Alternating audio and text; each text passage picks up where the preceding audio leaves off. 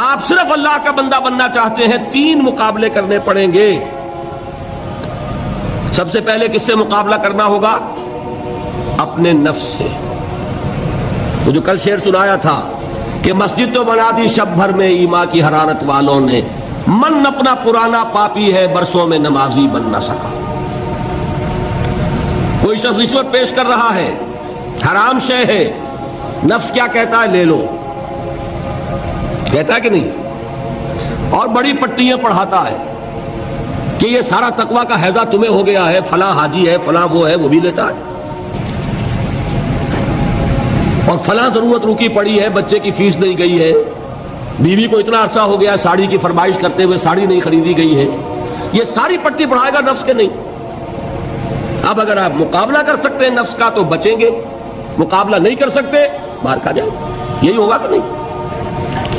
اذان کا وقت آ گیا، اذان سن لی آپ نے، لیکن پھر نفس نے کہا ابھی اور سو، آپ نے کروٹ لی اور کپڑا خوب ٹھیک کیا اور غین ہو گئے۔ اگر آپ اس نفس کے تقاضے کو اس وقت رد کر سکتے، طاقت آپ میں اتنی ہوتی تو آپ کھڑے ہوتے مسجد کی طرف جاتے۔ گویا کہ بندگی رب کے لیے سب سے پہلا جہاد کس سے کرنا ہوگا؟ نفس۔ اچھا، نفس اکیلا نہیں ہے، اس کے پیچھے ایک بہت بڑا بدماش ہے، وہ شیطان لعین، وہ اسے اکساتا رہتا ہے، پھونکے مارتا ہے، الذی یوسوس فی صدور الناس، اشتعال پیدا کرتا ہے، پٹیاں پڑھاتا ہے، برائی کو مزین کرتا ہے، بے حیائی کو فیشن کا نام دیتا ہے، ناچ گانے کو وہ کلچر کا نام دیتا ہے، یہ سارا کچھ کر رہا ہے۔ تو اگر شیطان سے مقابلہ نہیں کر سکیں گے تو اللہ کی بندگی کر سکیں گے؟ تیسری چیز، معاشرہ بگڑا ہوا ہے، بگڑے ہوئے معاشرے کا ایک دباؤ ہے آپ پر، یہ بالکل ایسے جیسے ایک ہجوم ایک طرف جا رہا ہو تو ادھر جانا آسان اور مقابلے میں جانا بہت مشکل، زور لگانا پڑے گا نا۔ تو معاشرے کا رخ کچھ اور ہے، آپ کا رخ کچھ اور ہے، معاشرہ نہ خدا کو جانے نہ رسول کو جانے، آپ چاہتے ہیں اللہ اور اس کے رسول کے حکم پہ چلنا، کشمکش کرنی پڑے گی کہ نہیں؟ بہت پیارے ہیں وہ مصرے، زمانہ بات و نہ سازت تو با زمانہ ستیز، زمانہ تمہارے ساتھ اگر موافقت نہیں کر رہا، زمانے سے جنگ کرو۔ اور بے غیرت اور بے حمیت اور بودے اور بزدل اور کچے لوگوں کا اصول کیا ہے؟ زمانہ بات و نہ سازت تو با زمانہ بے ساز، زمانہ تمہارے ساتھ موافقت نہیں کرتا، بھائی تم زمانے کے رنگ میں رنگے جاؤ۔ آسان راستہ کون سا ہے؟ زمانہ تمہارے رنگ میں نہیں آتا، تم اس کے مطابق ڈھل جاؤ، کوئی تکلیف ہوگی؟ اور زمانہ تمہارے ساتھ اگر موافقت نہیں کر رہا، تم زمانے سے لڑو، تکلیف آئے گی کہ نہیں؟ 3 جہاد کرنے پڑیں گے تو انسان اللہ کا بندہ بن سکے گا۔ بات سمجھ میں آئی؟ اسی لیے جب پوچھا گیا حضور سے ای الجہاد افضل یا رسول اللہ، اے اللہ کے رسول سب سے افضل جہاد کون سا ہے؟ آپ نے فرمایا ان تجاہد نفسک فی طاعت اللہ، سب سے افضل جہاد یہ کہ اپنے نفس سے جہاد کرو، کشمکش کرو، مقابلہ کرو، تاکہ اسے اللہ کا مطیع بناؤ۔ یہ جہاد ہے افضل الجہاد۔ پہلے میں نے کہا تھا پہلی منزل سب سے اہم، تو جو پہلی منزل کا جہاد ہے وہ افضل الجہاد، بالکل 2 اور 2 4 کی طرح کی بات ہے۔ اور اسی کو کہا گیا جہاد اکبر۔ جب آپ غزوہ تبوک سے واپس آئے ہیں، آپ نے فرمایا مسلمانوں یہ نہ سمجھنا جہاد ختم ہو گیا، رجعنا من الجہاد الاصغر الى الجہاد الاکبر، وہ تو چھوٹا جہاد تھا جو ہم کرنے گئے تھے کافروں کے خلاف، یہ بڑا جہاد ہے جو مدینے میں رہ کر ہوگا، ہر آن ہوگا، وہ تو کبھی ہوتا ہے کبھی نہیں ہوتا، یہ ہر وقت ہوتا ہے، ہر صبح ہوتا ہے، ہر رات ہوتا ہے، ہر شام ہوتا ہے، ہر لحظہ ہوتا ہے، ہر وقت کشمکش ہے خیر و شر کی، حلال اور حرام کی، صحیح اور غلط کی، زمانے کی روش اور دین کا تقاضا ٹکرا رہے ہیں۔ آپ اگر اس راستے پر پہلا قدم رکھیں ایک عزم کے ساتھ تو ہوش ٹھکانے آ جائیں گے، دن میں تارے نظر آئیں گے، 14 طبق روشن ہو جائیں گے کہ دین کا نام لینا آسان ہے، چلنا بہت مشکل ہے۔ چمی گویم مسلمانم بے لرزم کہ دانم مشکلات لا ادارہ۔ یہاں پر بھی نوٹ کیجئے کہ یہ 3 اس کے مرحلے ہیں جو منہج انقلاب نبی میں ہم نے واضح کی۔ طاقت کے ساتھ طاقت، پنجہ آزمائی۔ پہلا مرحلہ صبر محض ہے، پرسیکیوشن کو جھیلو، برداشت کرو، صبر کرو. نغمہ ہے بلبل شوریرہ تیرا خام ابھی، اپنے سینے میں اسے اور ذرا تھام ابھی، منتظر رہو، وقت آئے گا ہاتھ کھول دیے جائیں گے. دوسرا مرحلہ ایکٹیو ریزسٹنس، آگے بڑھو، للکارو، چیلنج کرو، اقدام کرو. آخری مرحلہ پھر تصادم، جان دینے کے لیے میدان میں آ جاؤ. یہ قتال ہے. اسی لیے میں نے ایک مرتبہ تقریر کی تھی بھمبر میں، پہلی مرتبہ مجھے یاد ہے، میں نے یہ 9 منزلیں بیان کی تھی. 8 منزلیں جہاد ہیں، 9ویں منزل جا کر قتال بنتی ہے. پہلی منزل پر 3 جہاد تھے نا، نفس سے، شیطان سے، بگڑے ہوئے معاشرے سے. دوسری منزل پر دعوت و تبلیغ بالحکمہ بالموعظہ جدال احسن. تیسری منزل پر صبر محض، پیسو ریزسٹنس، اقدام، چیلنج، ایکٹیو ریزسٹنس. 8 منزلیں جہاد. اور 9ویں منزل ان اللہ یحب الذین یقاتلون فی سبیلہ صفا کانہم بنیان مرصوص.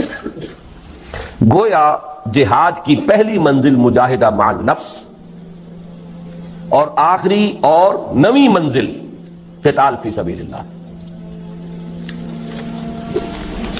واضح رہے کہ اسی کا منفی پہلو ہجرت ہے. بہت اہم بحث شروع ہوئی.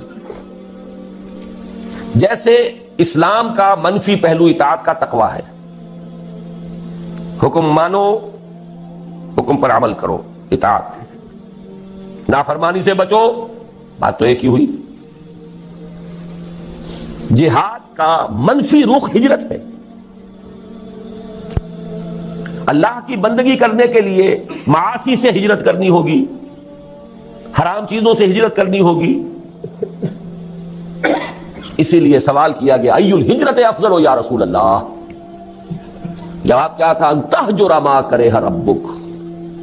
سب سے افضل ہجرت یہ ہے کہ ہر اس شے کو چھوڑ دو جو تمہارے رب کو پسند ہے. اسی لیے تنظیم کے عہد نامے میں جب اللہ کے ساتھ معاہدہ ہے، انی واحد اللہ، نمبر 1 کس بات کا معاہدہ؟ ان اہجر کل ما یکرہہ، ہر اس شے کو چھوڑ دوں گا جس کو وہ پسند نہیں کرتا. واضح رہے کہ اسی کا منفی پہلو ہجرت ہے. چنانچہ اس کی بھی پہلی منزل ان تہجر ما کرہ ربک ہے، اور آخری یہ کہ اقامت دین کی جد و جہد میں وقت آنے پر گھر بار، مال و منال اور اہل و عیال کو چھوڑ کر نکل جایا جائے. اس کی بھی نیت ہونی، تیاری کیجیے نفسیاتی طور پر. آج بھی جائزہ لیجیے. اتنی گرفت تو نہیں ہے کہ کبھی پکار آئے اور بلایا جائے اور یہ بندھن مجھے باندھ کر رکھ لے. اگر ایسا ہے تو یہی تو خطرہ ہے. پھر آگے جا کر جو ہفتے اعمال کرانا ہے ابھی چھٹی کرو، سب کچھ کرنا اور پھر ہفتے اعمال کرا لینا. آپ کو معلوم ہے جنہوں نے ہجرت نہیں کی تھی، سورہ نساء میں کتنی اہم بحث آئی ہے. تو ہجرت، لیکن یہ کہ پورے لیول کے اوپر غلط خیالات ذہن سے نکالو، غلط نظریات نکالو، ہجرت ہے. غلط صحبت کو چھوڑو، ہجرت ہے. نخلہ و نطر کو من یفجرک، ہجرت ہے. دوستیوں کو چھوڑو، ہجرت ہے. محبتوں کو کاٹو اس تلوار سے، ہجرت ہے. تو جیسے جہاد، جیسے سانس ہے اس کی آمد و شد، آنا اور جانا، اسی طرح جہاد اور ہجرت ہے. کچھ لوگ جو ہے وہ اصطلاحی مفہوم لے کر اور نہ معلوم کہاں سے کہاں، جب نیت میں فتور ہو، کام چوری ہو تو خوہ بدرہ بہانا ہے کسی آپ. جہاد اور ہجرت لازم و ملزوم، ایک مثبت ایک منفی، کرنٹ چل ہی نہیں سکتا. ایک پازیٹو وائر، ایک نیگیٹو وائر. جہاد کی پہلی 2 منزلوں کے لیے اصل آلہ و ہتھیار قرآن مجید ہے. نفس سے جہاد کریں گے، کس شے سے؟ کیسے ماریں گے نفس کو؟ اس کو پاک کرنا ہے کس سے؟ قرآن سے. یا ایھا الناس قد جاءکم موعظۃ من ربکم وشفاء لما فی الصدور. شیطان سے لڑو گے کس تلوار سے؟ کشتن ابلیس کار مشکل است، زاں کہ او گم اندر اعماق دل است. خوشترا باشد مسلمان اشکنی، کشتہ شمشیر قرآن اشکنی. جاہدہم بہ جہادا کبیرا. دوسری منزل قرآن، تذکیر قرآن سے، تبشیر قرآن سے، انذار قرآن سے، دعوت قرآن کی، تبلیغ قرآن کی، وہ سارا برکت و محور اس کا.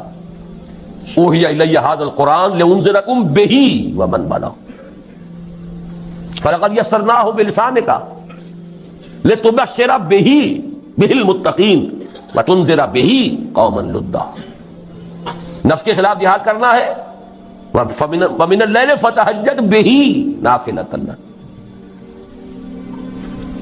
دعوت کے لیے غلط نظریات کا ابطال کرنا ہے قرآن کے ذریعے، ایمان کا اس بات کرنا ہے قرآن سے ہوگا. نور یہ ہے، اندھیاروں سے یہ نکالے گا. لِيُخْرِجَكُم مِّنَ الظُّلُمَاتِ إِلَى النُّورِ فَآمِنُوا بِاللَّهِ وَرَسُولِهِ وَالنُّورِ الَّذِي أَنزَلْنَا وَجَاهِدْهُمْ بِهِ جِهَادًا كَبِيرًا. مکی دور کی شمشیر قرآن اتر کر ہرا سے سوئے قوم آیا اور ایک نسخہ کیمیا سا. جہاد کی پہلی دو منزلوں کے لیے اصل آلہ و ہتھیار قرآن مجید ہے، یعنی جہاد بالقرآن. چنانچہ مجاہدہ مان نفس کا مؤثر ترین ذریعہ ہے قرآن کے ساتھ قیام اللیل یا تہجد، اور دعوت و تبلیغ کا پورا عمل بھی قرآن حکیم ہی کی اساس پر اور اسی کے ذریعے ہونا چاہیے. یتلو علیہم آیاتہ ویزکیہم ویعلمہم الکتاب والحکمہ، سارا اساسی منہاج قرآن کے گرد گھوم رہا ہے. تیسری اور آخری منزل عہد حاضر میں جہاد بالید کی موضوع ترین صورت فواحش و منکرات کے خلاف پرامن مظاہرے ہیں. صرف مظاہرہ نہیں، پکیٹنگ، گھیراؤ، جلاؤ نہیں، گھیراؤ نہیں ہونے دیں گے.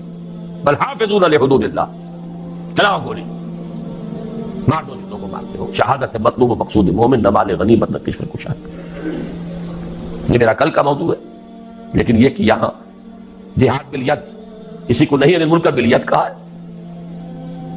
من رأى منكم منكرا فليغيره بيده فإن لم يستطع فبلسانه فإن لم يستطع فبقلبه وذلك ضعف الإيمان. ومن جاهدهم بيده فهو مؤمن ومن جاهدهم بلسانه فهو مؤمن ومن جاهدهم بقلبه فهو مؤمن وليس وراء ذلك من الإيمان حبة خردل. لیکن نوٹ کیجئے، لیکن اس میں نوبت فقہائے کرام کی طے کردہ شرائط کے تحت قتال یعنی جہاد بالسیف تک بھی آ سکتی ہے. اس کو یہ سمجھ لینا کہ یہ سرے سے اب دائرے سے خارج ہو گیا، یہ تو قادیانیوں کا خیال ہے، اور بالفعل ہمارے بہت سے علماء اسے خارج کیے بیٹھے، بڑے بڑے مفکرین خارج کیے بیٹھے. بعض لوگوں کو یہ مغالطہ لاحق ہو گیا ہے فاسق و فاجر حکمرانوں کے خلاف خروج نہیں ہو سکا. یقیناً بعض ایسی احادیث ہے، لیکن دوسری احادیث بھی موجود ہے. جب ایک ہی حدیث سے آپ سارا مسئلہ نکالیں گے تو بڑی گمراہی میں آ جائیں گے. من قال لا الہ الا اللہ دخل الجنہ، یہاں تو ایمان بالرسالت بھی ثابت نہیں ہوتا. جس نے کہا لا الہ الا اللہ جنت میں داخل ہو جائے گا، لیکن آپ پورا مورچہ لگا دیں کہ نہیں نہیں، ایمان بالرسالت لازم ہے، ایمان بالآخرت لازم ہے، ایمان بالقرآن لازم ہے، پھر اس کے عملی تقاضے لازم ہیں. تو اس کو بھی اچھی طریقے سے سمجھ لیجئے. قتال اور فساق و فجار حکمرانوں کے خلاف طاقت کا استعمال، لیکن اس کی شرائط ہے. امام ابو حنیفہ جن کو میں سید الفقہاء سمجھتا ہوں، انہوں نے اس کے لیے واضح طور پر کہا کہ نہیں انل منکر اگر زبان سے مؤثر نہیں ہو رہا تو فبالسیف، تلوار، لیکن اس کے لیے طاقت اتنی بہم پہنچ چکی ہو. یہ نہیں کہ 4 آدمی اکٹھے کیے 4 کو مروا دیا، پھر آگے چلے، پھر 10 کو اور اکٹھے کیے 10 کو مروا دیا. یہ نہیں، ہنگامہ کیا، جماعت بنائیے، قوت جمع کیجئے، تربیت دیجئے، منظم کیجئے، مرتب تعداد اتنی کہ جو بھی آپ کے اندازے ہیں اس کے اعتبار سے، ویسے کوئی شے کہیں سے آ جائے بورڈ فرام دی بلو وہ بات دوسری ہے، لیکن ہر اندازے میں آپ یہ تقریباً یہ یقین رکھیں کہ اب اتنی طاقت ہے کہ ہم بدل دیں گے اس نظام کو، کامیابی ہو جائے تب جا کر اس کا امکان ہے، ورنہ نہیں. ٹیررزم جو ہے جو چل رہا ہے آج کل، ادھر حقیقت جہاد اور قتال کو بدنام کرنے والی چیزیں ہیں، لیکن یہ کہ اس کو خارج کر دینا اس کی غلط ہے. اس میں نوبت فقہاء کرام کی طے کردہ شرائط کے تحت قتال یعنی جہاد بھی سیف تک بھی آ سکتی ہے. یہ ہے جہاد کی بحث. پہلا جو لازمی تقاضا ہے ان 3 فرائض کے لیے وہ ہے جہاد. دوسرا لزوم اجتماعیت، اجتماعیت کا لزوم. اس میں بھی درجے ہوں گے. کسی جگہ یہ مستحب ہوگا، کسی جگہ یہ مفید کہہ لیجئے، ممد کہہ لیجئے، کسی جگہ لازم ہوگا. ہر وقت ہر حال میں لازم نہیں. فریضہ اول کے ضمن میں صرف صحبت صالح، کونوا مع الصادقین. اللہ کا بندہ بننا ہے آپ کو، نفس سے جہاد کرنا ہے، شیطان سے کرنا ہے، معاشرے سے کرنا ہے، تو ایسے لوگوں کی معیت تلاش کریں، ایسوں کا قرب، ایسوں کی صحبت جو یہی کام کر رہے ہوں، یہی کرنا چاہتے ہوں. اس سے تقویت پہنچے گی آپ کو. مرید کسے کہتے ہیں؟ ارادہ کرنے والا. آپ نے ارادہ کیا ہے اور بھی ہے اس نے بھی ارادہ کر لیا ہے، یہ مرید جمع ہو. اس سے یقیناً تقویت حاصل ہوگی. لیکن عقلاً محض اس کام کے لیے جماعت، میں جماعت کا ایک مفہوم خاص بول رہا ہوں، جماعت ڈسپلنڈ سموتات والی جماعت، اس کام کے لیے ضرورت نہیں. نمبر 2، اسی طرح فریضہ ثانی کے ضمن میں درس گاہوں، اداروں، انجمنوں اور سوسائٹیوں سے پورا ہو سکتا. دین کی دعوت و تبلیغ ہے، ڈھیلا ڈھالا نظم ادارہ ہے، اشاعت قرآن کا ادارہ، پبلشنگ ہاؤس ہے، آڈیو ویڈیوز کے کا کوئی سلسلہ ہے، جرائد ہے، رسائل ہیں، انجمنیں ہیں، دارالعلوم ہیں. یہ سب اس کا ذریعہ ہے. یہ جماعتیں نہیں ہیں. اجتماعیت تو ہے. لزوم اجتماعیت لکھا ہے میں نے اوپر. اجتماعیت ایک عام لفظ ہے. یہ لوز آرگنائزیشن، ایسوسیشنز، انجمنیں، ان میں وہ سموتات، ڈسپلن یہ نہیں. ٹھیک ہے، ایک دستور ہے، قانون ہے، اس کے مطابق آپ نے تقسیم کار کر لیے. کوئی صدر ہے، کوئی سیکریٹری ہے، جس کی ٹانگ گھسیٹنی ہو گھسیٹ لیجئے، نو کانفیڈنس لے آئیے اس کے خلاف. جس کو آپ برقرار رکھنا چاہیں رکھیں، جو بھی رکھیں. آپ کا دارالعلوم ہے، اس کا کوئی محتمم ہے، بہرحال ایک نظم تو وہاں ہوگا. لیکن یہ کہ وہ جماعت کا سلسلہ نہیں. لیکن اب ہے اصل شے، فریضہ ثالث کے ضمن میں سم و طاعت فی المعروف کے ٹھیٹھ اسلامی اور عسکری اصول پر مبنی جماعت کے بغیر پورا نہیں. کوئی احمق ہوگا جو سمجھے کہ یہ کام ہو سکتا ہے بغیر اس کے. ٹھیٹھ اسلامی اور عسکری ملٹری ڈسپلن، وہاں آپ کو یہ اختیار نہیں ہے، حق حاصل نہیں ہے کہ آپ اپنے سپیریئر سے یہ پوچھیں کہ یہ حکم آپ کیوں دے رہے ہیں، مجھے کیا حکمت ہے. There's not to reason why, there's but to do and die. عسکری اور ٹھیٹھ اسلامی سموتات، فاسمعوا واطیعوا. اللہ کی سموتات مطلق، رسول کی سموتات مطلق، الا یہ کہ وہ خود کہہ دیں کہ یہ صرف میرا مشورہ ہے، حکم نہیں ہے. جیسے حضرت بریرہ نے پوچھ لیا تھا. حضرت مغیث ایک غلام تھے، حضرت بریرہ ایک کنیز تھیں، ان کے ساتھ نکاح تھا. حضرت عائشہ کی کنیز تھی حضرت بریرہ. حضرت عائشہ نے انہیں آزاد کر دیا. اب ان کا سٹیٹس ہو گیا اونچا، وہ غلام کے غلام تھے. یہ ایک خیار حاصل ہوتا ہے، اختیار، چوائس. کنیز پہلے جس کے نکاح میں تھی، کنیز ہونے کی حیثیت سے کسی غلام کے، اب جب وہ حرہ ہو گئی، آزاد ہو گئی، تو شی ہیڈ این آپشن. وہ چاہے تو اب اس کے نکاح میں رہے، چاہے تو نہ رہے. کفر نہیں رہا نا اب وہ. تو حضرت بریرہ نے کہا میں تو اب اس کے نکاح میں نہیں رہوں گی مغیث کے. انہیں بہت محبت تھی. انہوں نے پہلے خود خوشامد کی، نہیں مانی. پھر سفارش کروائی. سفارش بھی کس کی؟ محمد رسول اللہ صلی اللہ علیہ وسلم کہ حضور اس سے کہیے. حضور نے فرمایا بریرہ کیا حرج ہے اگر تم مغیث کے گھر میں رہو. پورا فوراً سوال کیا، حضور آپ کا حکم ہے یا مشورہ؟ فرمایا نہیں، حکم نہیں ہے، مشورہ ہے، تو میرے لیے قابل قبول نہیں ہے. حکم کو نہیں ٹالا. ما كان لمؤمن ولا مؤمنة اذا قضى الله ورسوله امرا ان يكون لهم الخيرة فيهم. مشورے کو آپ سوچ سکتے ہیں، ٹھیک ہے، چوائس ہے. ایک عورت جانتی ہے کہ بیوی کی حیثیت سے اسے کیا فرائض ادا کرنے ہیں. ذہناً قلباً جس کو وہ قبول نہ کر رہی ہو، اس کے ساتھ وہ حقوق جو ہیں وہ ادا کر سکے گی کہ نہیں کر سکے گی. شی نوز اٹ بیٹر. حکم نہیں دیا، لیکن حکم ہو تو سم و طاعت مطلق، نو ایکسیپشن. آگے چل کر حضور کے بعد اب ہے فی المعروف، صرف ایک اس کے اندر ایکسیپشن ہوگی، اگر اللہ اس کے رسول کے واضح احکام کے خلاف کوئی بات ہے تو نہیں مانیں. اس کی وضاحت میں بعد میں کروں گا کیونکہ مجھے آج ایک حدیث بھی ذرا آپ کو پڑھانی ہے. تو یہ لزوم اجتماعیت جو ہے، اس کا تقاضا فریضہ اول کے ضمن میں صرف صحبت صالح سے پورا ہو جاتا ہے، کونوا مع الصادقین. سیکنڈ لیول پر درس گاہوں، اداروں، انجمنوں اور سوسائٹیوں سے پورا ہو سکتا ہے. سم و طاعت والی جماعت ضروری نہیں، لیکن فریضہ ثالث کے ضمن میں سم و طاعت فی المعروف کے ٹھیک اسلامی اور عسکری اصول پر مبنی جماعت کے بغیر پورا نہیں ہو سکتا. یہی مراد ہے حضور کے ان الفاظ مبارکہ سے، آمرکم بخمس بالجماعت والسمع والطاعت والہجرت والجہاد فی سبیل اللہ. آپ یہ بھی کہہ سکتے ہیں میں نے پورا جو ہے یہ 2 گھنٹوں میں صرف اس حدیث کا درس دیا ہے آپ کو.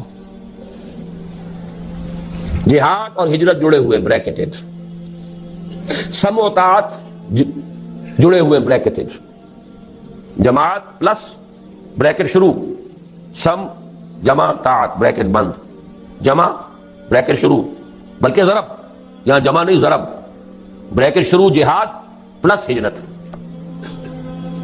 بریکٹ بند. اس حدیث کو یوں ذہن میں رکھیے.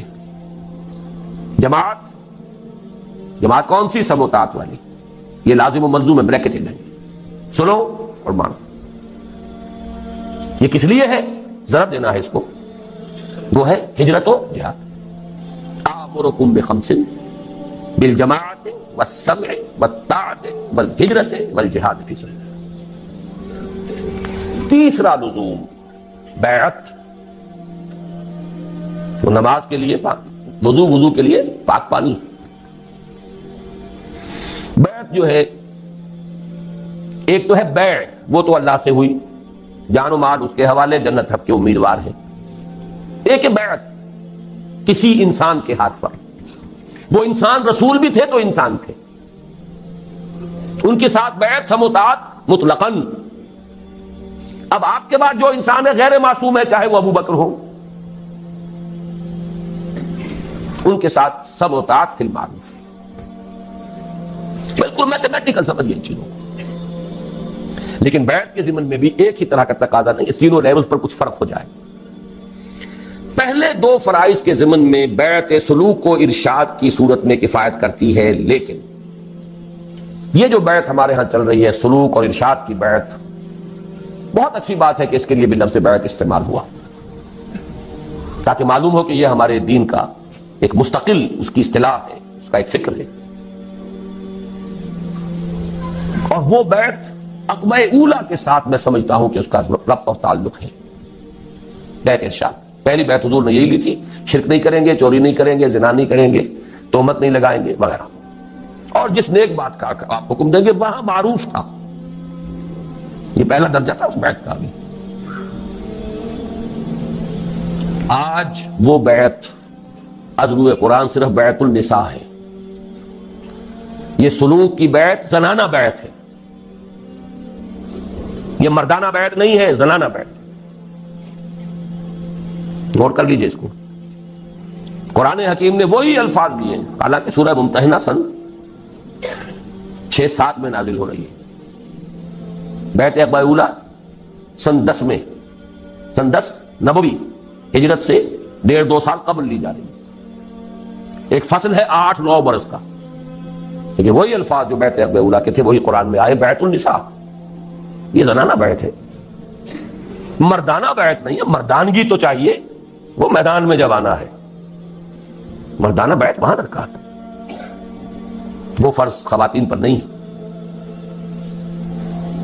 زنانہ بیعت لیکن ہے بیعت. اس کے بارے میں ہمارے ہاں وہ جو اہل حدیث مسلک کے لوگ ہیں وہ اس کی نفی کر دیتے، کوئی بیعت نہیں، اس کا کوئی اصول نہیں، کوئی اس کا ثبوت نہیں. غلط بات ہے.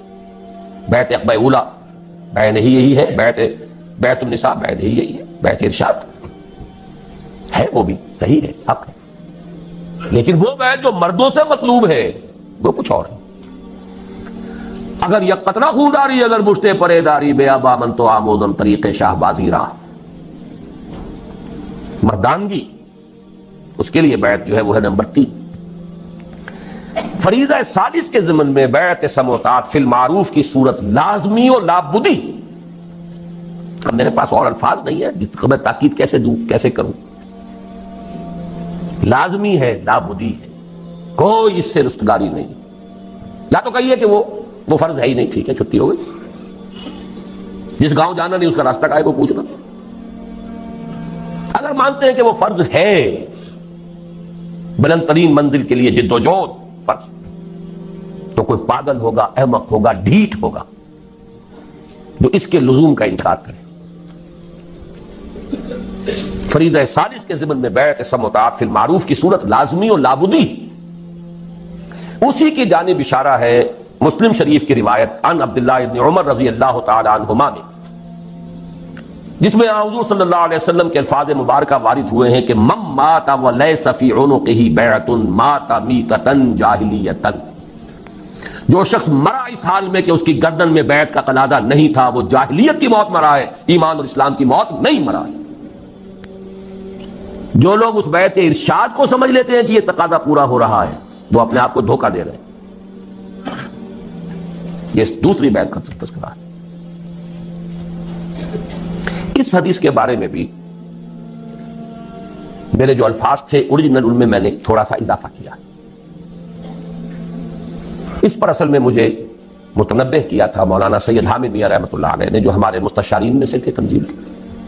وہ چونک گئے اس کو دیکھ کر, کہنے لگے آپ جس طرح اس کو لازم قرار دے رہے ہیں, یہ مفہوم تو ہمارے بزرگوں اور اسلاف میں سے کسی نے بیان نہیں کیا کہ اس معنی میں یہ بیعت جو ہے لازم ہے. میں نے انہیں ایک جواب دیا بڑی ٹیکنیکل ٹرمز میں. مولانا عصمت اللہ صاحب سمجھیں گے اس ٹیکنیکل ٹرمینالوجی کو. میں نے کہا مولانا پہلی بات تو یہ ہے کہ کسی شے کا عدم ذکر اس کے عدم وجود کو مستلزم نہیں ہے. کسی شے کا ذکر نہ کیا جائے تو اس کا مطلب یہ نہیں کہ وہ ہے نہیں. یہاں کتنے لوگ ہیں, میں کتنے کچھ لوگوں کا ذکر کرتا ہوں تو اس سے باقی لوگوں کی نفی تو نہیں ہو جائے گی. اگر اسلاف میں سے کچھ لوگوں نے اس کا ذکر نہیں کیا تو اس سے یہ لازم نہیں آتا کہ تھا ہی نہیں. مثال دی, اور میں بہت ہی اللہ کا شکر ادا کرتا ہوں کہ میرے علم میں وہ مثال آ گئی تھی, کیونکہ میرے استاد بھی تھے مولانا منتخب الحق قادری. انہوں نے بتایا کہ ان کے جو استاد تھے مولانا معین الدین اجمیری رحمۃ اللہ علیہ, ان کی جو لائبریری تھی اس کی ایک الماری ایسی تھی جس کی وہ چابی کسی کو نہیں دیتے تھے کبھی. اس کی کتابیں جھاڑنی ہوتی تھی تو خود ہی. ایک مرتبہ کہیں طبیعت ناساز تھی اور یہ ان کے بہت چہیتے شاگرد تھے, مجھے دے دی. اور وہ رہتے تھے قبرستان میں. قبرستان میں وہ جگہ بنائی بھی تھی, وہاں رہتے تھے. یہ بھی وہ کہتے تھے ہماری سمجھ میں نہیں آتا تھا, ان کے پاس اچھے بھلے گھر موجود ہیں اجمیر شہر کے اندر, وہاں کیوں نہیں رہتے. اور پھر یہ کہ وہاں پہ کچھ لوگ آتے رہتے تھے ولایتی کہتے تھے پٹھان, اس وقت جو افغان پٹھان ولایتی آتے رہتے تھے. ایک دفعہ طبیعت ناساز تھی, انہوں نے فرمایا کہ تم ذرا میری الماری یہ صاف کر. تو میں نے دیکھا اس میں رجسٹر تھا جس میں ان لوگوں کے نام درج تھے جنہوں نے ان سے بیعت جہاد کی ہوئی تھی, اور یہ شاگرد چہیتے ترین شاگرد, انہیں پتا بھی نہیں. تو عدم ذکر عدم وجود کو مستلزم نہیں. سمجھ لیجیے بات, جس کی مثال یہ ان کے علم میں آیا کہ وہ تو بیعت جہاد وہ دے رہے تھے, لیکن یہ کہ ابھی انہوں نے اس کو خفیہ رکھا ہوا.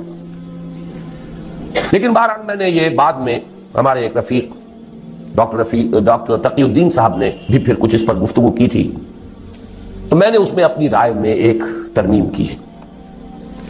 پہلی میری رائے یہ تھی کہ صرف 2 ہی صورتیں ممکن ہیں, یا تو اسلامی نظام حکومت قائم ہے تو اس کے سربراہ سے بیعت سموتات فی المعروف ہوگی, نہیں ہے تو اس کو قائم کرنے کے لیے جماعت قائم کرنی ہوگی, اس کے سربراہ سے بیعت سموتات فی المعروف ہوگی. تیسری صورت ممکن ہی نہیں.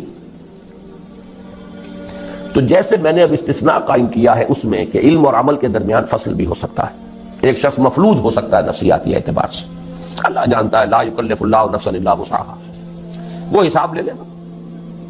قاعدہ کلیہ نہیں ٹوٹے گا نارمل آدمی کے لیے. وہی بات ہے کہ علم اور نظریہ اور فکر اور ادھر عمل اور رویہ اور کردار لازم و ملزوم نہیں. اسی طرح اب میں نے یہاں پہ لفظ لکھا ہے اس لیے کہ نارمل حالات تو 2 ہی صورتیں ممکن ہیں.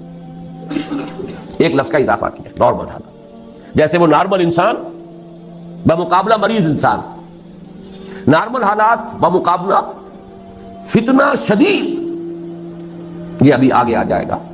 اس لیے کہ نارمل حالات میں تو دو ہی صورتیں ممکن ہیں۔